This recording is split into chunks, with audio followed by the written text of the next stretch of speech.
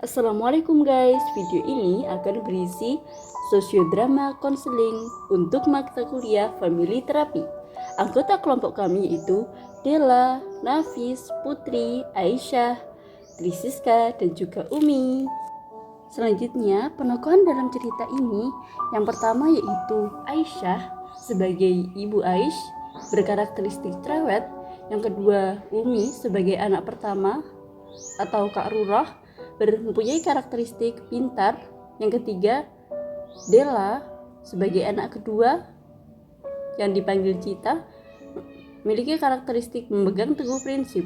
Yang keempat yaitu Putri sebagai teman ibu, yaitu menjadi ibu Laila, memiliki karakteristik kepo. Yang kelima yaitu Nafis sebagai konselor, dan yang terakhir Devi sebagai dokumentasi. Tujuan sosiodrama dalam proses konseling ini yaitu memperbaiki cara berkomunikasi dan saling memahami keinginan antara ibu dan anak. Masalah konseling yang akan dijadikan sosiodrama yaitu ibu selalu pilih kasih terhadap kedua anaknya, lebih menyayangi anak yang pertama karena anak pertama berprestasi dalam bidang akademik. Bentuk kasih sayang diberikan kepada anak pertama seperti menuruti apa yang diinginkan oleh anak pertama, selalu mengapresiasi apapun pencapaian anak pertama, tidak pernah memberikan pekerjaan rumah kepada anak pertama, dan berbeda dengan perlakuan yang diberikan kepada anak kedua, yaitu tidak pernah mengapresiasi apapun yang dikerjakan anak kedua, selalu memberikan pekerjaan rumah kepada anak kedua. Ketika anak kedua ingin meminta suatu tidak dituruti. Sketsa sosiodrama ini terdiri atas dua fragmen. Di fragmen 1, suatu hari keluarga Ibu Ais berkumpul di ruang keluarga. Sang kakak baru saja memenangkan perlombaan olimpiade tingkat sekolah. Sang kakak sedang menunjukkan pialanya kepada sang ibu, kemudian memanggil sang adik dan membandingkannya dengan adik. Jadi sang kakak yang berprestasi itu dibandingkan dengan si adik. Ibu, aku baru dapat piala loh. Wow, pintar sekali kamu, Kak. Dek, adek, sini, Dek. Ya Bu, bentar. Ini loh, lihatin kakak ini loh, menang juara lomba ini loh. Wah, kakak lomba lagi, menang lagi. Iya dong. Ayo, nanti kita makan-makan bersama ya. Ini lomba apa loh Kak? Lomba olimpiade lagi, anak kelasku menang semua loh. Ih, keren. Ayo, Dek, kamu harusnya untuk kakak ini loh, bisa lomba, menang lomba. Ya Bu, lain kali ya Bu. Ya, nanti kita makan-makan ya. Iya. Ajak teman-teman kamu, Kak. Nggak ajak temen aku boleh nggak? Ya, ngapain? Ngapain? Kan kamu nggak menang lomba. Ya kan nggak apa-apa, cuma ikut makan-makan. Nggak Kan usah. kita juga merayakan ulang tahun sendiri, merayakan lombanya olimpiadenya kakak. Nggak usah, besok aja kalau kamu menang juara. Nanti ajak teman-teman kamu. Oke, di sini Mbak Cita ya. Mbak Cita, apakah seperti apa perasaan Mbak Cita ketika Mbak Cita dipanggil ibu untuk melihat prestasi yang ditunjukkan oleh sang kakak? Seperti apa perasaan Mbak Cita? Perasaan saya itu ya senang karena kakak saya itu terus mengikuti olimpiade dan menang terus. Jadi Mbak Cita merasa senang ketika kakak Mbak Cita itu mendapatkan piala atau penghargaan ketika mengikuti lomba seperti itu. Jadi kemudian pada saat itu apakah ada perasaan lain selain merasa senang? Saat itu juga perasaan kayak dibanding-bandingkan gitu. Ya. Jadi Mbak Cita merasa dibandingkan dengan prestasinya. Ketika dibandingkan itu apa yang Mbak Cita lakukan ketika sang ibu itu tadi membandingkan prestasinya kakak dengan Mbak Cita?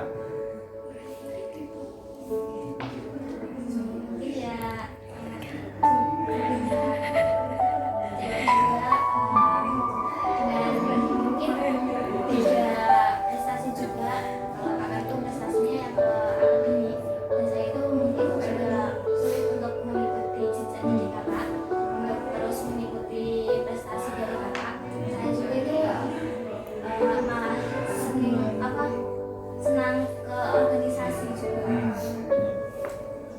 Jadi Mbak Cita merasa kalau untuk mengikuti jejak sang kakak yang berprestasi di akademik itu Mbak Cita merasa kesulitan gitu ya. Sedangkan Mbak Cita sendiri memiliki keinginan yaitu di organisasi itu tadi. Nah, apakah ibu mengetahuinya? Ya, aku mengetahui, tapi tidak ada dukungan juga dari orang ibu untuk dukungan saya untuk terus berorganisasi. Jadi Mbak Cita merasa tidak ada dukungan dari ibu. Jadi sekarang coba saya tanyakan ke ibu, seperti apa tanggapannya ketika sang kakak ini mendapatkan prestasi. Terus apa tujuan ibu juga untuk memanggil si adik? Boleh dijelaskan? Perasaan saya ketika kakak mendapat juara sangat senang. Tujuan saya memanggil adik untuk memberi contoh. Soalnya kan adik kan sering berorganisasi. Jadi seperti lupa waktu gitu, belajar terus untuk sekolahnya itu lupa waktu. Yang apa itu? Kelas sebelumnya waktu kelas 10 itu dia berprestasi jadinya lupa waktu, nggak pernah belajar, organisasi terus juga ini memberi dorongan ada untuk nggak apa-apa kalau berorganisasi tetapi belajarnya jangan sampai lupa. Gitu. Jadi Ibu Ais ini ketika kakaknya mendapat prestasi itu, Ibu Ais juga keinginan memberi contoh kepada kepada Mbak Cita untuk mencontoh kakaknya. Contoh kakaknya itu bisa berprestasi di akademik. Nah, apakah selama ini Mbak Cita tidak punya prestasi sama sekali? Sebenarnya punya kan, kalau prestasi juara kelas saya juga sangat mengapresiasi. Tapi ini kan gara-garanya ikut organisasi jadi lupa waktu. Jadi sebenarnya Mbak Cita ini juga berprestasi juga, tapi karena sekarang sibuk di organisasi sehingga tidak ada waktu gitu. Lalu sang kakak Mbak Ruroh, bagaimana perasaannya ketika Mbak Ruroh mendapatkan juara, kemudian si adik itu juga melihat prestasi Mbak Ruroh sendiri, itu gimana perasaannya? Ya kalau saya mendapat juaranya, saya pasti senang. Terus ketika adik melihat itu, saya juga senang. Saya juga sama. Maksud saya menunjukkan piala adik saya itu sama dengan tujuan ibu, mempertunjukkan untuk adik tadi biar mendorong adik lebih giat belajar, lebih semangat lagi dalam belajar, tidak lupa waktu walaupun berorganisasi, tapi juga jangan lupa untuk belajar karena akademik kan juga penting, organisasi juga penting kalau menurut adik. Jadi ya sebenarnya juga untuk mendorong adik untuk ketika menunjukkan piala tadi itu. Jadi Mbak Ruroh juga mempunyai keinginan yang sama sang ibu untuk memberikan dorongan kepada adik atau Mbak Cita ini agar lebih giat di dalam belajar gitu ya. Kemudian Mbak Cita, ternyata seperti itu Mbak Cita. Ibu Mbak Cita dengan kakak Mbak Cita itu bertujuan untuk memberikan sebuah dorongan kepada Mbak Cita agar Mbak Cita lebih giat belajar dan juga menyeimbangkan antara organisasi dengan kegiatan akademisnya. Menurut Mbak Cita itu gimana? Ya, menurut saya itu baik, mungkin dari tujuannya ibu sama kakak itu baik, tapi dengan perilakunya dari ibu itu kurang berkesan bagi saya untuk bisa terus ke bidang akademik juga. Mungkin ibu itu lebih sering mengamati atau lebih mendukung ke kakak daripada ke saya. Jadi Mbak Cita merasa kalau dukungan yang ibu berikan itu tidak sama kepada Mbak Cita, antara Mbak Rurah dengan Mbak Cita itu ada perbedaan dukungan gitu. Jadi yang menjadi keinginan Mbak Cita itu seperti apa? Ya, kalau ibu menginginkan dua-duanya untuk anak yang berprestasi itu ya mungkin sama juga dalam perilakunya itu, kayak ibunya nggak hanya ke kakak saja yang dikasih perhatian, sebuah perhatian kepada kakak dalam bidang akademik. Nah itu juga kayak apa-apa itu selalu ke kakak terus gitu. Ke saya itu kayak nanti sebentar gitu. Jadi yang sedang Mbak Cita rasakan atau yang sedang Mbak Cita alami itu ternyata ibu Mbak Cita itu lebih merasa lebih menyayangi Mbak Rurah gitu, dengan apa-apa yang Mbak Rurah inginkan itu selalu dituruti, sedangkan kepada Mbak Cita sendiri itu berbeda gitu. Jadi ibu, ketika Mbak Cita menyampaikan demikian, apakah itu benar atau apakah yang ibu rasakan itu seperti itu juga? Menurut saya dengan kedua anak saya memberi kasih sayang yang sama, terus kan berbeda karakter, jadi mungkin menanggapinya kedua anak ini berbeda. Jadi sebenarnya ibu memberikan kasih sayang sama, cuma mungkin karena perbedaan dari karakter kedua anak yang menyimpulkan apa yang ibu berikan itu berbeda akhirnya. Coba Mbak Cita ditunjukkan bagian mana ketika Mbak Cita itu merasa dibandingkan atau merasa tidak disayangi oleh ibu Mbak Cita. Bagian mana yang merasa Mbak Cita itu tidak disayangi oleh ibu Mbak Cita?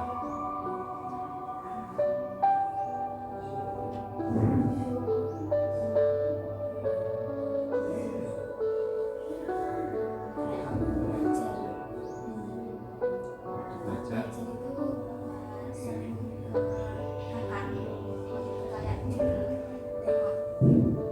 Oh, jadi ibu sering lebih menengok Mbak Rurah ketika belajar daripada Mbak Cita. Jadi Mbak Cita merasa kalau Mbak Cita tidak ada dukungan di dalam kegiatan Mbak Cita belajar itu. Jadi Mbak Cita merasakan seperti itu. Nah, Mbak Rurah, apakah memang seperti apa yang disampaikan Mbak Cita ketika Mbak Rurah belajar itu, Mbak Rurah lebih diperhatikan daripada Mbak Cita? Apakah Mbak Rurah menyadari akan hal itu?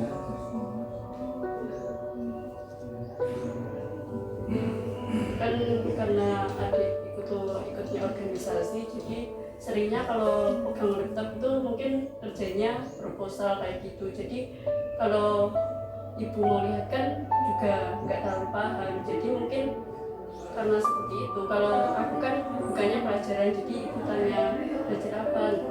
Kalau tentang proposal kegiatan organisasinya adik kan ibu juga mungkin kurang paham ya, karena sudah bukan bidangnya. Kalau pelajaran kan ya ikut tahu sedikit-sedikit gitu.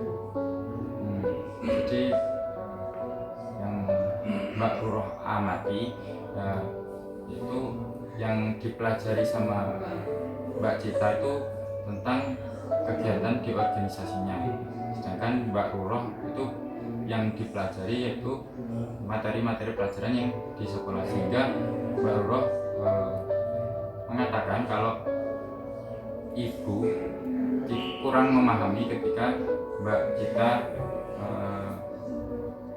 yang dipelajari itu tentang proposal atau dan lain sebagainya itu ya. Baik, Mbak Cita, tadi Mbak Cita menceritakan kalau Mbak Cita itu merasa ada perbedaan perlakuan yang ditunjukkan ibu ketika Mbak Cita belajar. Nah itu apakah Mbak Cita masih ingat betul bagaimana kejadian itu?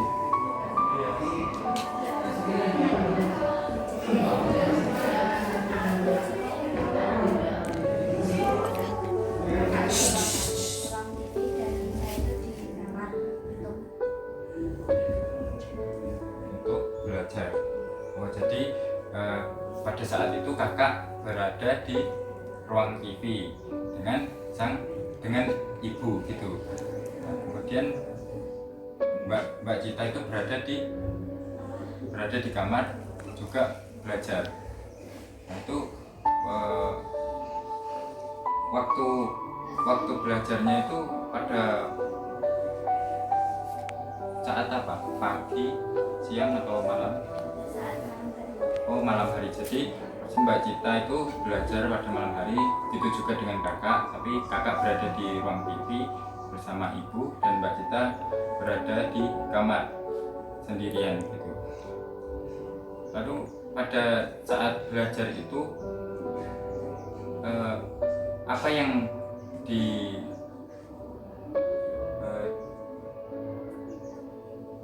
didengar kakak? Apa yang didengar Mbak Cita? Apa yang diketahui sama Mbak Cita pada saat Mbak Cita belajar dan Mbak Roroh belajar? Pada saat itu kan saya di kamar. Ya. Itu saya itu mendengar kayak ibu dari kakak Ya. ngajak ngobrol gitu. Kayak mungkin kedengaran juga, terus saya juga mengucapkan Oh iya. ternyata ada ibu sama kakak di situ. Oh, jadi pada saat Mbak Cita belajar,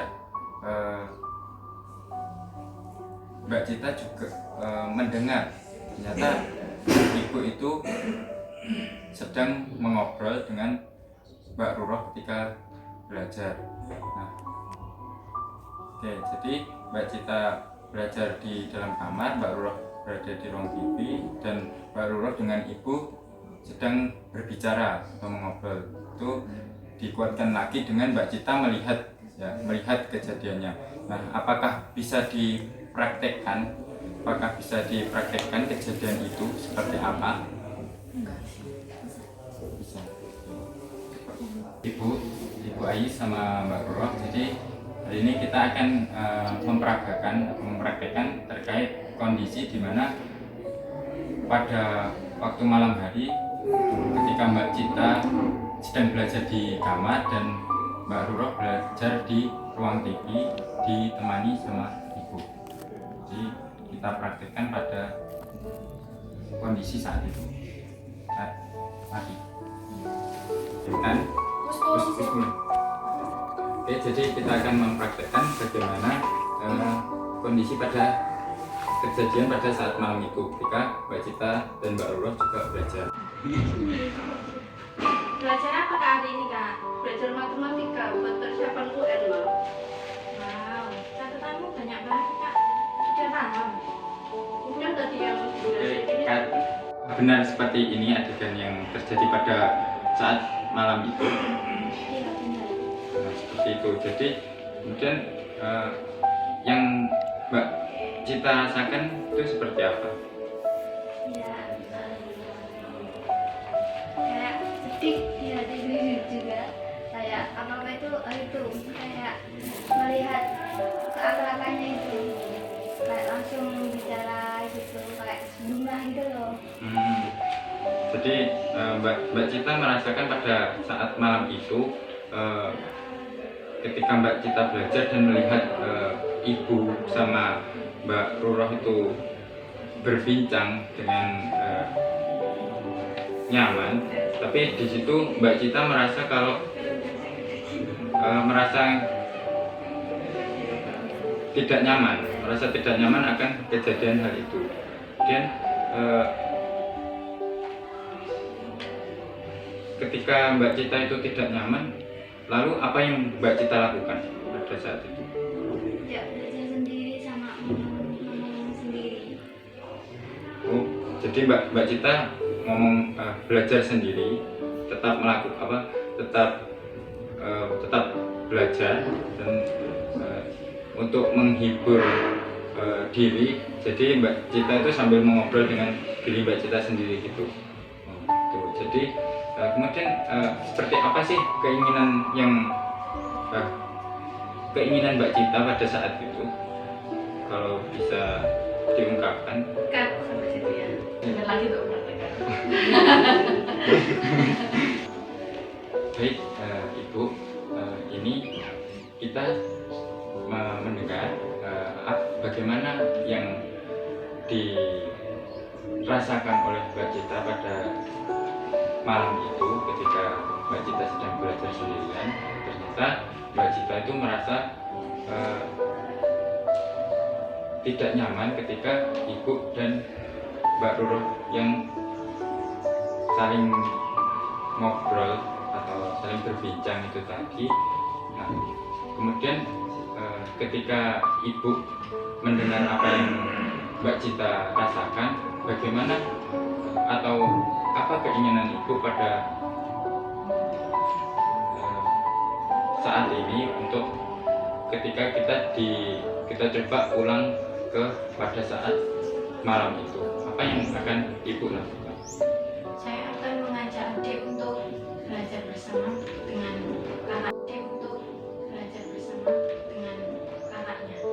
Jadi Ibu akan mengajak adik untuk belajar bersama begitu. Ya. Coba kita praktekkan ya. Ya.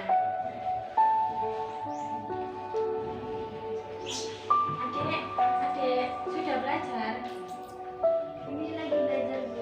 Sini belajar bersama-sama ya sama kakak sama ibu. Ayo. Ya bentar.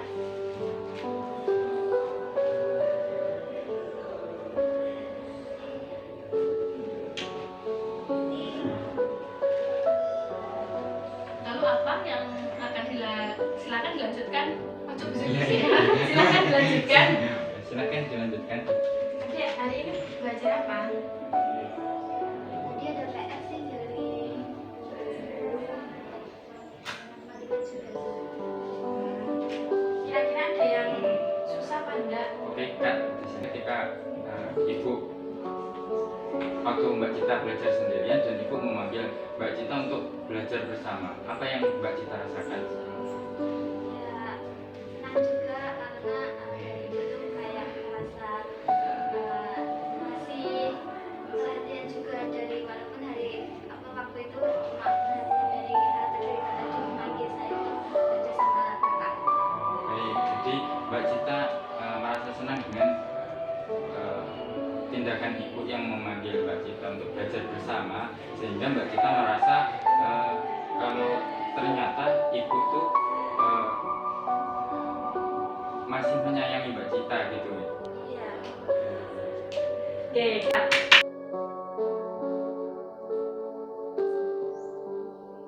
Pertama belajar.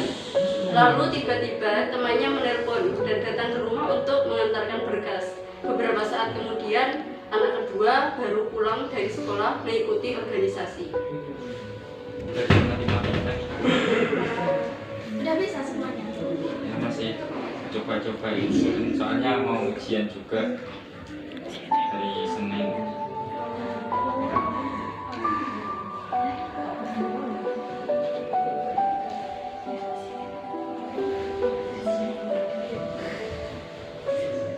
Halo, assalamualaikum. Halo, assalamualaikum. Iya, Wansa. Ada di rumah nggak Bu? Oh iya, ada. Kalau datang ke rumah bisa nggak malam-malam? Oh sekarang? Iya. Iya, nggak apa-apa. Kak, aku mau mengantarkan berkasmu yang ketinggalan di kantor tadi. Oh iya. Ya, saya Sekarang ya? Iya, saya di rumah nih. ya saya ke situ ya Bun ya. Ya, Assalamualaikum. Ini teman kantornya Ibu. Tadi mau ngantri berkas, katanya ketinggalan di kantor. Iya.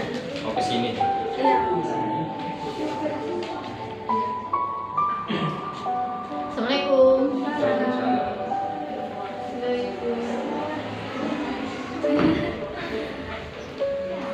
Ini anak yang iya, ini anak saya yang pertama. Oh ini Bu, tadi mohon maaf malam-malam loh namun. Iya, nggak apa-apa. Makasih ya. Iya.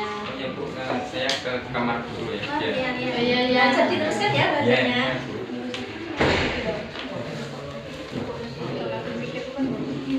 Tadi baru pulang ya dari kantor. Iya, tadi lembur saya. Itu ada yang kurang nggak Bu berkasnya? Enggak.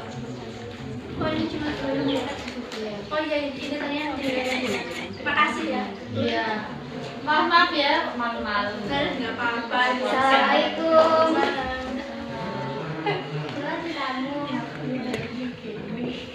Siapa? Ini anak yang berapa ini? Ini anak saya yang kedua. Ini tadi dari baru pulang dari sekolah, katanya ikut organisasi. Organisasi apa kok malam-malam? Organisasi alhamdulillah. Iya, ini anaknya rajin ikut organisasi. Baru pulang jam segini. Acara apa? Itu tadi habis mau adakan lomba di sekolah tadi Bu. Anak saya yang kedua. Ini tadi dari baru pulang dari sekolah, katanya ikut organisasi. Organisasi apa kok malam-malam? Organisasi alhamdulillah. Iya, ini anaknya rajin ikut organisasi. Baru pulang jam segini. Acara apa? Itu tadi habis mau adakan lomba di sekolah tadi Bu. Terus ya pulang malam kegiatan persiapan buat lomba gitu. Ya udah ya Bu, aku mau ke kamar dulu. Akhir gaul ya. Nah, kakakku mana Bu? Kakak tadi belajar, kan dia masih belajar. Mau ada ujian. Ya nanti Bu. Emang gitu loh Bu. Kalau disuruh itu Iya, ini anaknya Bantah agak terus. agak bantah gitu. Dia terlalu fokus sama organisasinya, jadi sama di rumah terlalu bandel. Lah pun anaknya berapa? baru satu. Oh udah lulus juga. Aku belum, masih kelas 9 SMP. Oh lulus ya. Sering juga ikut organisasi gitu. Organisasi dulu kalau kelas 7, 8 itu ikut organisasi OSIS. Makanya belajarnya gimana kok? Jam malam baru pulang. Iya itu tadi. Ya itu kadang-kadang kalau belajarnya kalau ada ujian itu baru belajar. Gitu. Nilainya gimana loh? Kan pasti nilainya kurang baik. Iya kadang-kadang ya saya suruh belajar gitu dia mau, tapi masalah nilai ya seadanya gitu, soalnya dia tuh fokus sama organisasi. Tapi emang aku suka di organisasi itu ya. Iya suka dia aktif di organisasi, tapi dalam masalah belajar gitu ya itu saya suruh sama kakak sama belajar bareng kakak itu dia masih sulit gitu. Lah, sekolah di mana toh? Yang anak kedua tadi Iya. itu masih kelas 10, dia itu kelas 10 di SMP, kelas 10 di SMA 1 Merdeka gitu. Kalau anaknya Bunda di mana? Di SMP 1 Pondok. Berarti mau ini mau ke SMA. Iya mau. Dan itu kadang-kadang kalau belajarnya kalau ada ujian itu baru belajar gitu. Nilainya gimana loh? Kan pasti nilainya kurang baik. Ya kadang-kadang ya saya suruh belajar itu dia mau, tapi masalah nilai ya seadanya gitu, soalnya dia tuh fokus sama organisasi. Tapi emang suka di organisasi gitu ya? Iya, suka dia aktif di organisasi, tapi dalam masalah belajar gitu ya, itu saya suruh sama kakak, sama belajar bareng kakak itu dia masih sulit gitu. Lah, sekolah di mana toh? Yang anak kedua tadi, Iya. itu masih kelas 10 dia itu. Kelas 10 di SMP, kelas 10 di SMA 1 Merdeka. Kalau anaknya Bunda di mana? Di SMP 1 Pondok. Berarti mau ini mau ke SMA. Iya, mau jenjang SMA. Mau sedangkan di mana? Anaknya itu maunya di SMA favorit gitu loh. Kayaknya tuh kalau saya suruh di saudaranya itu nggak mau, katanya mau masuk ke SMA favorit. Kan anaknya itu aktif banget. Pasti nilainya juga bagus ya. Ya alhamdulillah Bun, kan anaknya juga alhamdulillah rajin, berprestasi anaknya. Beda ya sama anak saya tadi. Ya gimana ya, kan masih anak-anak juga. Ya kita punya aja. Hasil dari konseling sosiodrama ini yaitu Mbak Cita ternyata merasa tidak memperoleh kasih sayang yang sama dengan sang kakak. Dibuktikan dengan ketika waktu belajar Ibu Ais lebih banyak interaksi atau mendampingi kakaknya Mbak Cita. Pada sesi konseling sosiodrama, akhirnya Mbak Cita mengungkapkan perasaan dan keinginannya yang selama ini Mbak Cita rasakan. Kemudian ibu memahami akan hal tersebut dan mencoba mempraktekkan hal yang diinginkan Mbak Cita. Akhirnya Ibu Ais, Mbak Cita, dan Mbak Ruro merasakan perasaan yang berbeda atau merasakan kehangatan di dalam keluarga, yaitu ketika belajar bersama mereka merasakan sebuah kebersamaan di dalam keluarga. Jadi tujuan dari konseling dengan sosiodrama ini berhasil karena Mbak Cita dan Ibu Ais bisa mengungkapkan perasaan dan keinginan mereka serta mampu memahaminya.